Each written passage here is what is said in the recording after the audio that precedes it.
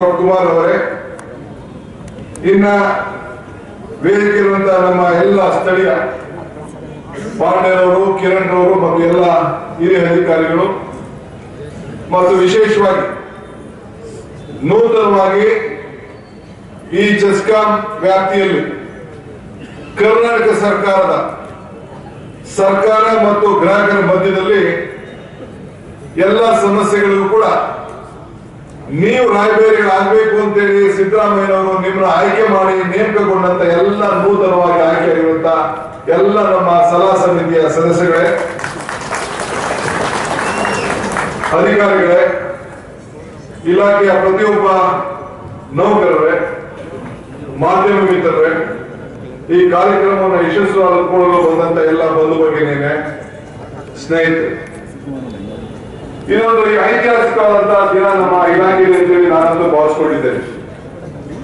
ಸಿದ್ದರಾಮಯ್ಯನವರ ನೇತೃತ್ವದ ಸರ್ಕಾರ ಈ ರಾಜ್ಯಕ್ಕೆ ಬಂದ ಮೇಲೆ ಹೊಸ ವಿನೂತನವಾದಂತಹ ಕಾರ್ಯಕ್ರಮವನ್ನ ಹಮ್ಮಿಕೊಂಡು ಕಾರ್ಯಕ್ರಮವನ್ನು ರೂಪಿಸಿಕೊಂಡು ನಾವು ಬರ್ತಾ ಇದ್ದೇವೆ.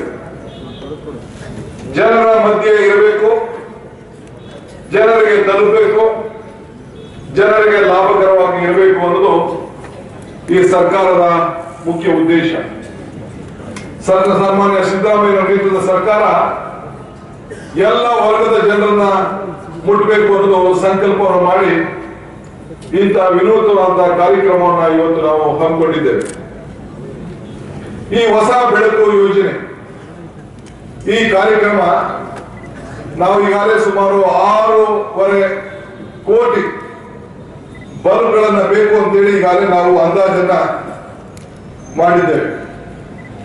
ಇವತ್ತು ಈ ಕಾರ್ಯಕ್ರಮವನ್ನ ಮಾನ್ಯ ಶ್ರೀ ಮುಖ್ಯಮಂತ್ರಿಗಳು ಚಾಲನೆಯನ್ನ ನೀಡಿದ್ದಾರೆ. ನಮ್ಮ ರಾಜ್ಯದಲ್ಲಿ ನಮಗೆ ಇತಿಹಾಸ ಇದೆ.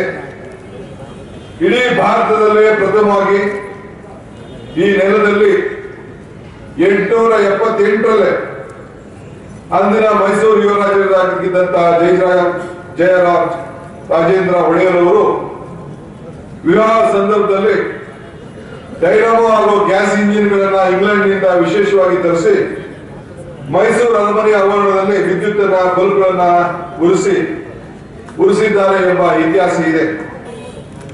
ಇದಾದ ಮೇಲೆ ಬಹುಶಃ ತಮ್ಗೆಲ್ಲ ಗೊತ್ತಿದೆ, ತಾವೆಲ್ಲ ಕಲ್ತಿದ್ದೀರಿ, ನಮ್ಮ KGFಗೆ ವಿದ್ಯುತ್ ಶಕ್ತಿಯನ್ನು ಕೊಡಬೇಕು